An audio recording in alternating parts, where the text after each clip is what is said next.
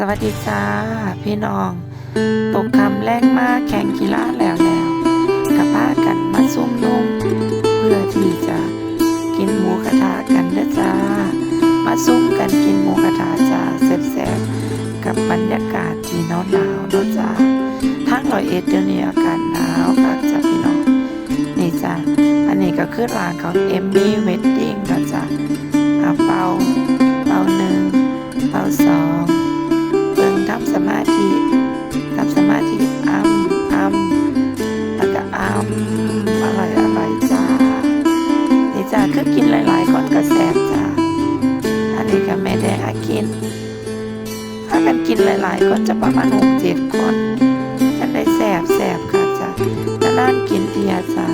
พอกินไปน้ำเป่าไปน้ำคุยกันไปน้ำจ้า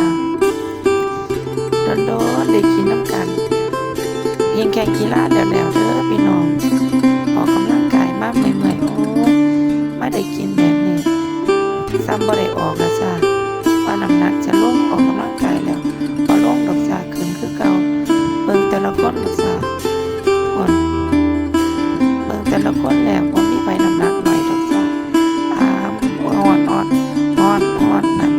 ว่าละตัวโอ้ยกินกับระมัดระวังนะจ้าไม่แดงเลยอันนี้แม่ยุจ้าแม่นูดอันนี้เอมมี่แล้วก็ถัดมาอีกคนหนึ่งก็เป็นแม่นุชจ้าเอาปากเพิ่นกินเป็นตาแสบเลยด้วยจ้าเอมมี่กินหลายๆคนมันก็แสบจ้าหันกินคน2 คนก็บ่ปานใด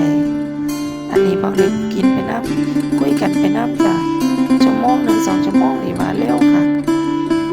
เพราะว่าค่าแต่ฝอยจ้าอันนี้บ้านเด็กครบชุมนุมนะจ้า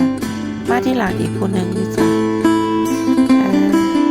นี่จ้านี่กินนอนเนี่ยไปก็กินผักสดเนี่ยจังบ่ฮ้อนจ้านี่ละจ้าก็กินกันซ้ำนี่ละจ้า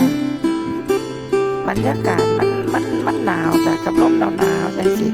พอมากินหมูกระทะแบบนี้มันก็อุ่นจ้ะเฮ็ดให้อุ่นขึ้นมาแล้วก็สดนอนจังสิก็โอ้ยชุ่มคอมากเลยค่ะให้กินให้เบิ่งแม่แดงและน้ำจิ้มแม่แดงเฮ็ดเองแซ่บๆหมูก็มักเองก็แซ่